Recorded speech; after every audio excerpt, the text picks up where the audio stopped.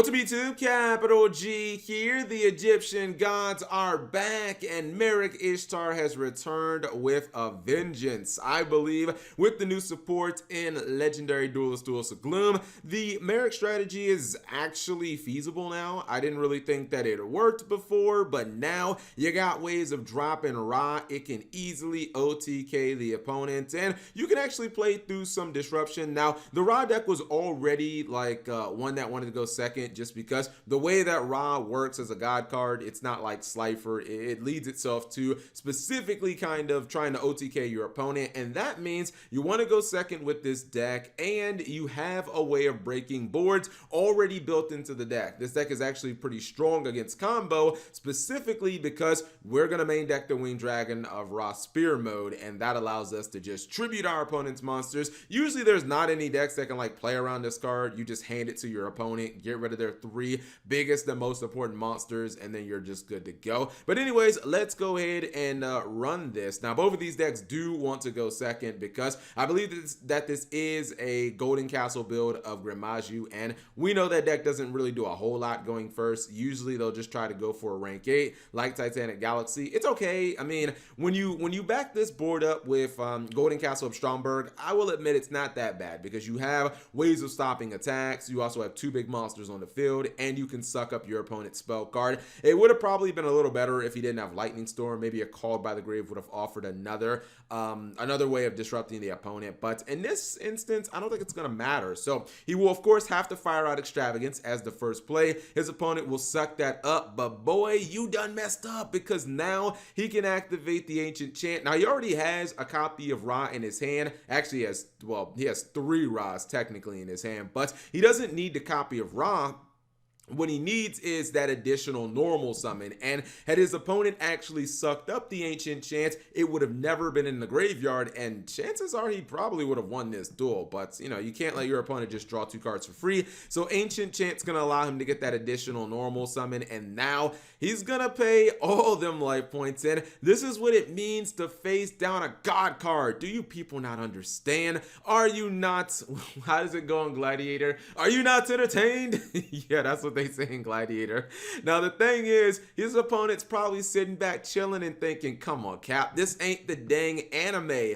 He can't beat me down because he is going to run headfirst into my Stromberg. By the way, he did gain some extra attack points from the Ra's Disciple with the effect of Ancient Chant. That's why the Winged Dragon of Ra is not 7,900. That's why this is such a good card. It kind of made Ra like you don't even have to technically use the effects. But his opponent's thinking, don't worry, Cap, I got the Golden Castle of Stromberg. The second this fool attacks me, his god card will be destroyed, and I will live on to kill him in his next turn. But do you think that's actually going to happen? No, it's not what's going to happen. This is a god card. We don't care about no damn Golden Castle of Stromberg. God card are unaffected. Well, if you want to know what really happened there, he did attack. Golden Castle did try to activate. However, people need to realize Golden Castle of Stromberg does not negate attacks. It only destroys the attacking monster, and luckily enough, he's playing Mound of the Bound Creator, which not only works for Sacred Beast, but it also works for the god cards as well.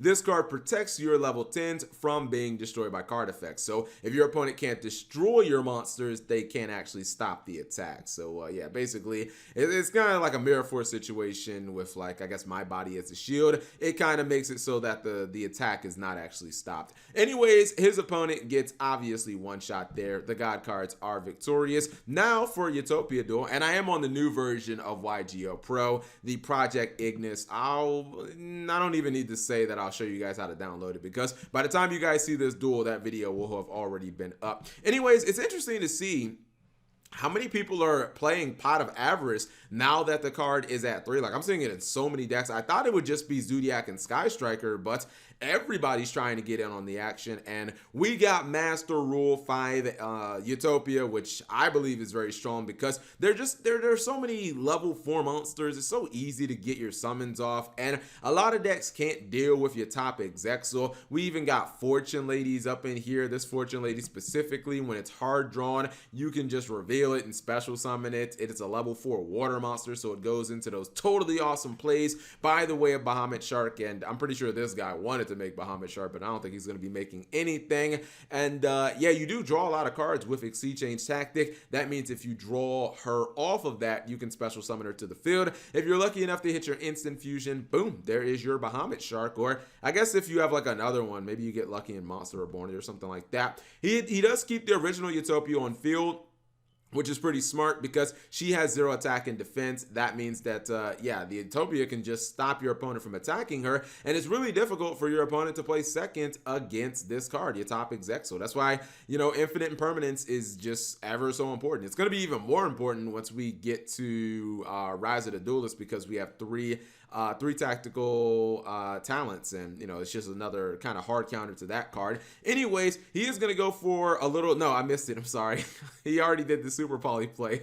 I was going to say he's going to go for some flexing, but I think he already pulled off the flex. No, wait, there it is. There's the super poly play. I was like, I know he's going to make Totally Awesome this turn. I'm just waiting for it. He's going to, man, he has summoned this chick so many times. There's the Totally Awesome play. This is all just Flexerino at this point. His opponent has no chance of being able to stop all of this attacks, and he is ultimately going to lose this duel. I mean, I'm a fan of trying to play the water strategy in Master Rule 5, but I don't know. I mean, when Totally Awesome got hit the 1, to me, that I'm not gonna say it killed the strategy, but it definitely hurt it, because I would routinely see these water decks like make double Bahamut Shark and double Totally Awesome in the first turn, and now that that's not a play anymore, I feel like, I mean, I don't know, maybe if you go for Abyss Dweller, you can kind of get there, but then that's a little matchup specific, and Totally Awesome just isn't. I don't know, it's just kind of rough. Anyways, hopefully you guys enjoyed those short duels. If you did, give the video a thumbs up. Thank you guys for watching. As always, subscribe if you have not already, and turn on that notification bell for daily videos.